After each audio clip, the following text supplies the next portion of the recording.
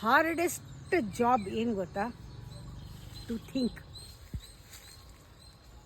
To think ಅಂದರೆ ನಿಮ್ಮ ಥರ ಅಲ್ಲ, ನೀವು ಮಾಡೋದು ಥಿಂಕಿಂಗ್ ಅಲ್ಲ, ನೀವು ಮಾಡೋದು ಚಿಂತನೆ ಅಲ್ಲ, ನೀವು ಮಾಡೋದು ವರಿ ಮಾಡೋದು ನಿಮಗೆ ಸುಲಭ, ಚಿಂತನೆ ನಿಮಗೆ ಕಷ್ಟ. ನಾ ಹೇಳ್ತಾ ಇರೋದು ಹಾರ್ಡೆಸ್ಟ್ ಜಾಬ್ ಟು ಥಿಂಕ್. ತುಂಬ ಜನ ಅದಕ್ಕೆ ಆ ಥರ ಯೋಚನೆ ಮಾಡೋದೇ ಇಲ್ಲ, ವರಿ ಮಾಡ್ಕೊಂಡು ಕೂತಿರ್ತಾರೆ, ಚಿಂತೆ ಮಾಡಲ್ಲ ಅವರು. ಚಿಂತನೆ ಮಾಡಿ, ವರಿ ಅಲ್ಲ.